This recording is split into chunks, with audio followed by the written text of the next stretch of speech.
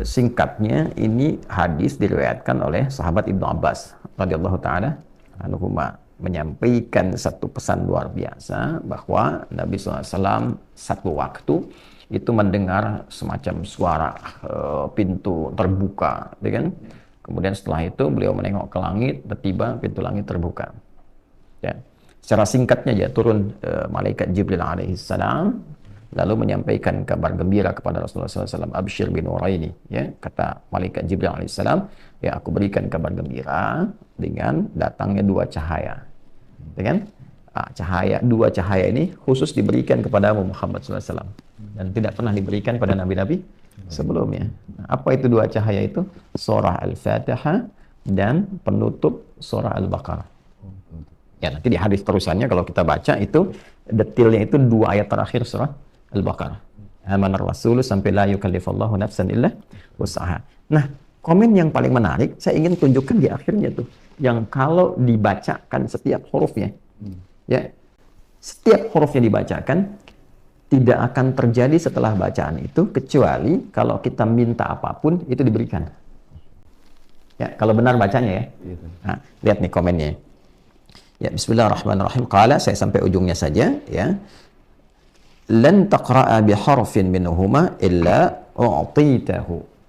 Tidaklah engkau membaca satu huruf pun dari dua surah itu, Al-Fatihah dan Al-Baqarah, khususnya yang terakhirnya, dua ayat terakhir ya.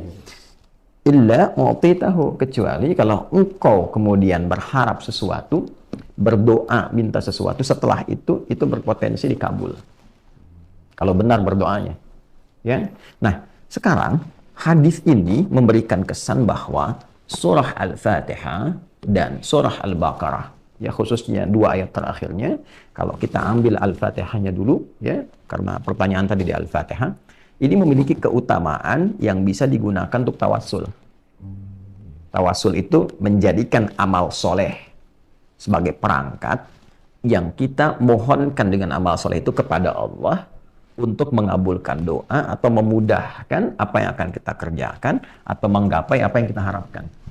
Ya, dari mana Ustadz itu konsep tawasul adanya? Allah langsung sampaikan. Di mana? Surah Al-Maidah ayat berapa? Ayat 35. Ya ayyuhalladzina amanu taqullaha wabtaghu ilaihil wasilah. Hai semua orang yang beriman, ya kan? Tingkatkan takwamu kepada Allah dan carilah dengan amalan takwa itu wasilah. Wabtaghu ilaihil wasilah. Jadi kalau rezeki misalnya ingin sesuatu ya yang dimudahkan oleh Allah, mau kerja nih dapat kemudahan, istri mau lahiran tadi kan, nah, biasanya fitrah kita kan minta berdoa kan, ya kan? Nah, doa itu bagian dari tawassul, amal soleh itu fitrah manusia kan. Kalau dia merasa lemah, dia minta kepada Allah kan, kepada Tuhannya kan, Rabbul Alamin. Nah, doa ini bagian dari tawassul. Nah, apa yang dibaca dalam doa ini? Di antara sekian yang bisa kita bacakan dalam doa, surah Al-Fatihah. Nah, jadi Al-Fatihah ini bukan sekedar surah yang diturunkan, ya surah biasa, tapi surah ini juga bisa berperan sebagai wasilah, ya, yang kita bisa tawasulkan, memohon kepada Allah dengan bacaan surah itu, bahwa Allah mengabulkan hajat kita, mempermudah urusan kita, ya kan? Mengantarkan apa yang kita harapkan, mendatangkan apa yang kita inginkan. Itulah peran Al-Fatihah. Yang nerangkan siapa? Rasulullah SAW. Nabi dari mana? Malaikat Jibril. Kemudian yang meminta kita membaca itu, bagian dari tawassul, siapa? Allah langsung, Rabbul Alamin, Tuhan kita. Jelas ya? Nah, ini diantara rahasia kenapa kemudian Al-Fatihah dibaca dalam sholat. Fungsi sholat apa? Ya, betul. Dia ada 5 fungsi sholat. Ya, yang paling pokok. Dan itu ada di dalam Quran. Di antara 5 ini, menariknya kita kan sholat 5 kali yang pokok kan? Yang fardu kan? Nah, 5 kali sholat, ada 5 keutamaan dalam Quran. Yang paling pokok tentang sholat. Di antara 5 itu, bila sholat kita benar, itu mempercepat terkabulnya doa. Contoh, Quran surah ke-3, Ali Imran, ayat ke-38 sampai 39. Nabi Zakaria kan kisahnya viral kan? Ya kan? Sudah beranjak sepuh, rambut memutih, fisiknya letih, saat yang bersamaan belum dikaruniai keturunan kan? Baik. Apa yang dilakukan oleh beliau? Berdoanya dalam keadaan apa? Dalam keadaan sholat. Ya, tapi nggak boleh ngarang nebak-nebak. Ya kan? Dari mana taunya? Nah, kembalikan ke ayat tadi. Al-Baqarah, Ali Imran, Quran surah ketiga Ali Imran ayat 38 sampai 39. Hunalika da'a Zakaria rabbah. Di mihrab Maryam itu, di mihrab tuh, Nabi Zakaria berdoa, bermohon kepada Rabbnya, pada Allah Subhanahu wa taala. Qala rabbi habli min ladunka dzurriyyatan thayyibah innaka sami'ud du'a. Ya Allah, banyak orang memvonis bahwa istriku tak mungkin punya keturunan. Secara medis, maaf, divonis monofos dan mandul. Karena itu aku bermohon kepadamu saja yang tidak punya batas dalam pemberian. Sifat Allah tuh Wahhab. Kalau kita minta hab, itu pemberi tanpa batas. Engkau pasti mendengar doa hamba. Lalu turun ayat 39. Fanadathul malaikatu wa huwa qa'imun yusalli fil mihrab.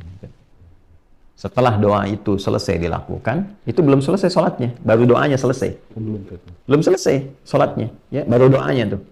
Ya, tiba-tiba turun malaikat, sedangkan doa itu masih dipanjatkan, berdiri dalam sholat. Qa'imun yusalli fil mihrab. Sedang berdiri, masih berdiri, belum selesai sholat. Turun malaikat, ya, menyampaikan apa? Annallaha yubashshiruka bi Yahya. Allah kasih kabar gembira, doa kamu dijawab, kamu akan punya anak. Bahkan namanya langsung dari Allah, Yahya. Yang hidup mustahil, kata manusia, lahir dari rahim seorang perempuan yang divonis monofos dan mandul, itu bayi yang hidup, kata Allah, nggak ada yang mustahil bagiku. Jadi dan hidup dia. Ya, disebut dengan apa? Yahya. Ya, di bahasa Latin atau di Eropa dikenal dengan John. Ya, Yahya itu. Yohanes atau John, ya, Yahya, Nabi Yahya alaihissalam. Itu terjadi jawaban itu saat apa? Sholat. Berdoa dalam sholat. Karena itu semua nabi dan rasul, kalau kita baca, lihat amalan mereka, ibadah mereka, itu semuanya sholat. Nabi Isa sholat. Quran surah ke-19 Maryam. Kalau baca dari ayat 31 sampai 33 itu, temukan. Kemudian Nabi Ismail alaihissalam sholat. Bahkan minta keluarganya sholat. Quran surah 19 ayat 55. Ya, wa kana ya'muru ahlahu bis shalah. Nabi Musa alaihissalam sholat. Quran surah ke-20 Thaha ayat ke-14, wa aqimis salata lidzikri. Jadi semua nabi, semua rasul itu sholat. Dan dalam sholatnya itulah dia menuangkan hajatnya, berdoa. Ya? Nah, umat Nabi Muhammad SAW oleh Allah juga dimintakan lewat rasulnya, langsung dicontohkan. Rasul mulia paling agung, Rasulullah SAW, Nabi Muhammad SAW, diminta oleh Allah, diperintahkan menunaikan sholat, diajarkan oleh malaikat Jibril begini caranya sholat, dan di dalamnya ada permohonan hajat. Ya. Karena itu ketika ayat pertama yang membawa perintah sholat, ya, bukan menunjukkan tentang pendirian sholat, tapi membawa perintah sholat. Kalau pendirian itu biasanya dikaitkan dengan iman lalu mendirikan sholat. Seperti Al-Baqarah ayat 3. Alladzina yu'minuna bil ghaibi wa yuqimunas sholat. Kan? Itu konteks mendirikan sholat, kaitan dengan iman. Tapi ketika diperintahkan ya, sholat untuk ditunaikan yang tidak dirangkai amalan lain seperti zakat, wa aqimus shalah wa atuz zakah, dan berdiri sendiri dalam sholatnya, itu perintahnya disertai dengan permohonan hajat. Al-Baqarah ayat 45. Wasta'inu bis-sabri was-shalah. Wa innaha lakabiratun illa 'alal khashiyin. Jika engkau punya persoalan, punya hajat dalam hidup, terima dulu persoalan itu sebagai ujian dengan kesabaran. Terima, karena Allah menguji itu untuk meningkatkan kualitas hidup, bukan untuk merendahkan. Jelas ya? Lalu engkau minta solusi kepada Allah lewat sholat. Ya, bahkan kalau nanti ada hamba yang kurang yakin, imannya dipertanyakan. Karena itu di Al-Baqarah ayat 153 ditekankan lagi dengan kalimat imannya. Ya ayyuhalladzina amanu ista'inu bis-sabri was-shalah. Innallaha ma'as sabirin. Jadi kata Allah, wasta'inu, minta solusi, minta pertolongan dari hajatmu itu.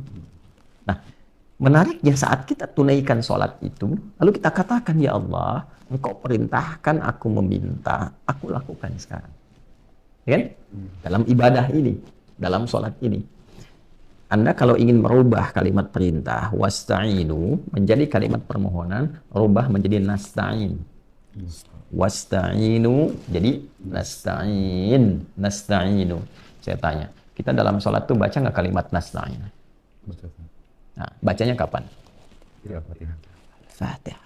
Iyyaka na'budu wa iyyaka nasta'in. Ya Allah, hanya untukmu, hanya kepadamu. Na'budu, aku beribadah, menunaikan salat. Ya, karena di ibadah na'budu di situ maksudnya salat. Ditemukan padanannya di Quran surah ke-20 Taha ayat ke-14. Innani anallahu la ilaha illa ana fa'budni. Kata Allah fa'budni, kita katakan iyyaka na'budu. Kan? Itu perintahnya. Fa'budni, kita bilang iyyaka na'budu. Ya kan? Nah, dari mana taunya itu salat? Teruskan ayatnya wa aqimis sholata. Jelas? Maka kita katakan iyyaka na'budu. Setelah itu wa iyyaka nasta'in, dan hanya kepadamu ya Allah aku sekarang punya persoalan, punya hajat, aku minta, aku mohon. Nah, jadi Al-Fatihah ini diantara keistimewaannya bahkan perintah langsung dari Allah, lalu contohnya langsung dari Rasulullah SAW untuk dipraktekkan dalam sholat sebagai wasilah memohon kepada Allah dari hajat. Karena itu setiap sholat itu hajat. Dulu orang-orang kalau punya hajat tertentu yang sifatnya spesifik, ya, itu dia sholat. Lu minta. Imam Al-Bukhari, ini kitab saya Al-Bukhari ini. Imam Al-Bukhari itu, ini menulis saya Al-Bukhari ada 97 topik. Kurang lebih lah ada sekitar 7.000 hadis kalau digabungkan semuanya. Itu setiap menulis satunya, beliau sholat dulu 2 rakaat. Hadis itu kan? 16 tahun ditulisnya. Di Masjidil Haram. Jadi sebelum menulis itu sholat dulu. Kalau tenang, batinnya nyaman, merasa terdorong tidak ada masalah, nyaman, nulis. Kalau nggak tenang, nggak jadi. Sampai selesai di Masjid Nabawi, di Al-Madinah Al-Munawwarah. Dan beliau membawa ini sebagai bekal untuk berjumpa Rasulullah. Nah, pasti bawa bekal apa tuh? Untuk jumpa dengan Rasulullah. Jadi jangan bawa kontroversi di hadapan Nabi. Masa di hadapan Nabi mau bawa sunnah bid'ah. Ya, bawa amal. Ketika kembali itu bawa amal, bukan bawa perdebatan. Ya. Nah, yang mau saya katakan, beliau sholat dulu. Ya, mempraktekkan ini. Nah, menariknya gini, tahu dari mana Al-Fatihah yang dimaksudkan itu kaitannya dengan solusi hajat? Nah, kita tidak beropini, hadis lagi. Kan tadi timbangan di awal, Quran dengan hadis. Caranya dari yang mana? Saya Muslim lagi. Nomor hadis 397. Ya. Saya ini bukan ingin menunjukkan saya hafal, ini tidak. Karena kita kan ngaji. Ngaji. Kau mau baca, lihat sendiri, 397. Nah, ini ya. Ini saya kasih hijau, ini bukan nandain topik-topik sekarang kita ngobrol. Ini yang dulu-dulu saya lagi bahas, tandain. Baca kalau ini dari 395 sampai 397. Kalau Khalad tadi bin Rafi' kita sudah bahas. Nah ini ya. Coba kita mulai dari 395-nya dulu. 392, 94, 95. Nah ini ya. Coba tuh lihat tuh. Ya. Ya, ini Kitabus Shalah, topik nomor 4 ya. Nah, ini nomor 395. Dari sini dulu nih. Ya, ini kan panjang. Saya bisa bacakan hadisnya dari sahabat Abu Hurairah. Lihat ujungnya tuh. Ya, kalau dari sini ini kan kisahnya Khalad bin Rafi' ya. Kemudian setelah itu masuk ke orang yang mencuri-curi salat karena dia berusaha untuk meninggalkan Al-Fatihah. Ini dari Abu Hurairah nih. An Abi Hurairah ya, radhiyallahu ta'ala anhu 'an Nabi sallallahu alaihi wasallam. Baik, saya bacakan cepat aja ya. Ini hadisnya qudsi. Ya, jadi hadis qudsi itu yang sanadnya tersambung langsung kepada Allah Subhanahu wa taala dengan lalu disampaikan maknanya pada Rasulullah sallallahu alaihi wasallam, lafaznya diterangkan kepada kita tapi dalam bentuk lafaz yang tegas. Ya, jadi Nabi langsung menisbatkan persanadannya kepada Allah. Qala Allah azza wa jalla. Baik ya, kalau hadis-hadis yang bukan qudsi, Nabi langsung mengatakan. Sanadnya tidak disambungkan langsung, tapi maknanya diberikan oleh Allah. Wa ma yantiqu 'anil hawa in huwa illa wahyu yuha. Wahyu kepada Nabi, Nabi sampaikan. Jadi hadis biasa itu bentuknya Allah ilhamkan berupa wahyu kepada Rasulullah SAW. Beliau lafadznya langsung dari Nabi disampaikan. Nabi menyampaikan innamal a'malu binniyat. Lafadznya dari Nabi, tapi maknanya Allah yang sampaikan. Kalau Quran, lafadz dan maknanya langsung dari Allah. Jelas? Kalau hadis qudsi itu maknanya dari Allah Subhanahu wa taala, lafadznya Nabi tegaskan tapi sanadnya Nabi sambungkan kepada Allah. Qala Allah azza wa jalla. Ya, kata Nabi, qala Allah azza wa jalla wa kama qala sallallahu alaihi wasallam, qasamtus shalah baini wa baina abdi. Allah itu berfirman, aku membagi salat itu 2 bagian, antara hak aku dan hak hambaku. Ya, wali abdi masal. Dan hambaku bila benar menunaikan kewajibannya sebagai hak aku. Jadi kalau ada hak ada apa? Kewajiban kan? Jadi hak Allah kewajiban kita, hak kita kewajiban Allah kepada kita. Saking adil dan rahman rahimnya Allah itu, padahal Allah tuh mudah saja mengatakan sholat tuh kita hamba. Tapi karena rahman dan rahimnya, ya menjelaskan kenapa engkau mesti sholat. Bukan hanya membuktikan keimananmu kepada aku, penghambaanmu kepada aku, tapi ada manfaat yang kau akan dapatkan dalam hidupmu untuk mempermudah tugasmu di dunia ini. Maka aku bagi 2 bagian, kata Allah dalam sholat itu. Ya, kemudian ada bagianku, ada bagianmu nih. Wali abdi masa'al. Kalau engkau benar menunaikan kewajibanmu itu, aku berikan kewajibanku untuk memberi kepadamu apapun yang kau inginkan. Ya, selama itu baik untuk urusan dunia akhiratnya. Jadi ada posisi dalam sholat itu yang kalau kita benar, itu Allah mengabulkan apapun yang kita minta. Selama itu ada maslahat dunia akhirat. Jelas? Baik, kapan itu dimulai? Kata Allah, nanti kembalikan ke sini ya. Idza qala al-'abdu alhamdulillahi rabbil alamin. Itu dimulai saat hamba membaca alhamdulillahi rabbil alamin. Qala Allah azza wa jalla, Allah menjawab, hamadani 'abdi, hambaku sedang memujiku. Wa idza qala al-'abdu ar-rahmanir rahim. Kalau hambaku berkata ar-rahmanir rahim, qala Allah azza wa jalla, athna 'alayya 'abdi. Hambaku sedang menyanjungku. Wa idza qala al-'abdu maliki yaumiddin. Kalau hambaku berkata maliki yaumiddin, qala Allah azza wa jalla, Allah kemudian menjawab, majjadani 'abdi, hambaku sedang mengagungkanku. Perhatikan, idza qala al-'abdu iyyaka na'budu wa iyyaka nasta'in. Qala Allah azza wa jalla. Kalau hamba berkata iyyaka na'budu wa iyyaka nasta'in, maka Allah langsung menjawab. Perhatikan jawabannya. Hadza baini wa baina 'abdi wa li 'abdi ma sa'al. Ini perjanjian antara aku dengan hambaku, dan kalau hambaku benar sampai bacaan ini, apapun yang dia minta aku berikan. Jelas? Saya kasih gambaran gini. Razki saya kasih waktu 1 menit. Ya. Untuk minta apa saja diberi. Ya. Kira-kira mau minta apa? Minta kalau 1 menit. Jadi Itu panjang loh 1 menit itu. Betul, kan? Ya, apalagi kalau saya katakan cuma 5 detik. Iya. Banyak yang diminta kan? Iya. Makanya Allah ajarkan 1 kalimat, 1 ayat yang bila dibaca terpenuhi semua apa yang kita minta itu. Ihdinas siratal mustaqim.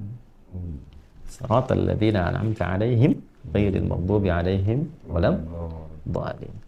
Itu permintaannya para nabi, orang soleh, orang siddiqin, itu ada di An-Nisa ayat 69. Wa may yuti'illaha war rasula fa ulaika ma'al ladzina an'ama Allahu 'alaihim minan nabiyyin was siddiqin wasyuhada'i was shalihin wa hasuna ulaika rafiqa. Gitu. Jadi kembali ke sini saya ingin katakan Al-Fatihah itu istimewa. Karena istimewa, Allah perintahkan kita sholat baca Al-Fatihah. Di antara faidahnya apa? Manfaat keistimewaannya. Supaya saat baca itu kita punya hajat terkabulkan. Mudah. Itulah sebabnya Anda sholat dari subuh ke zuhur kan nggak mungkin nggak punya masalah. Ya kan? Maka ketika dimohonkan dengan benar, bacanya benar, kan? Mohonnya benar, itu dikabulkan, dimudahkan. Makanya butuh contoh dalam ibadah muqayyadah itu. Jelas ya? Makanya dicontohkan oleh Nabi. Nabi contohkan itu supaya apa? Supaya umat-umatnya yang baca benar, urusannya mudah. Itu. Gitu ya? Makanya butuh contoh. Tapi kalau bukan di ibadah yang sifatnya muqayyadah, ya lawannya itu mutlaqah, tidak perlu dicontohkan.